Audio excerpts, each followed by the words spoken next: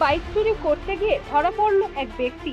ধৃতকে আটক করে নিয়ে গেল বর্ধমান থানার পুলিশ। ঘটনাটি ঘটেছে বর্ধমানের কার্জন গেট চত্বরে শনিবার বিকেল 4:30। পুলিশ ও স্থানীয় সূত্রে জানা গেছে, শনিবার বীরহাটার বাসিন্দা আকাশ মাঝি স্ত্রীকে নিয়ে কার্তিক পুজোর বাজার করতে এসেছিলেন কার্জন গেট চত্বরে।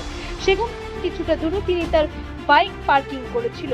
আকাশ মাঝি বলেন, তিনি দূর থেকে দেখেন তার বাইকের কাছে এক ব্যক্তি দাঁড়িয়ে রয়েছেন। সে এসে ওই ব্যক্তিকে জিজ্ঞাসা করলে তিনি বলেন, আমি ফোনে কথা বলছিলাম। এরপর আকাশ বাইকটি চালু করতে গিয়ে দেখে তার বাইকটি প্লাগের তার কেটে দেওয়া হয়েছে। বাইকটি কি করছে সেই ব্যক্তিকে জিজ্ঞাসা করলে সে সেখান থেকে দৌড়াতে শুরু করে। এরপর আকাশও তার পিছনে দৌড়াতে থাকে। শেষমেশ হাতে নাতে ধরা পড়ে ওই ব্যক্তি। খবর দেওয়া হয় পুলিশকে।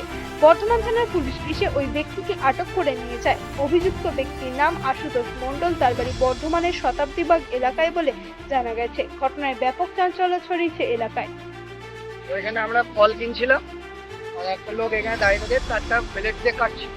আমি ওপর থেকে দেখতে পেয়েছি, বেরিয়ে এসে ছুটে এলাম। এসে দেখছি কিছু বলছে না, যে আমি অতটা কিছু দেখিনি, আমি ছেড়ে দিলাম।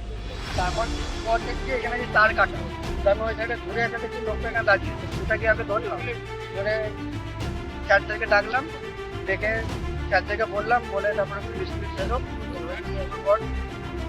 কি গাড়ি চুরি করতে এসেছিল? চুরি করতে পারে, তাই তো? আমার নাম আকাশ মাঝি।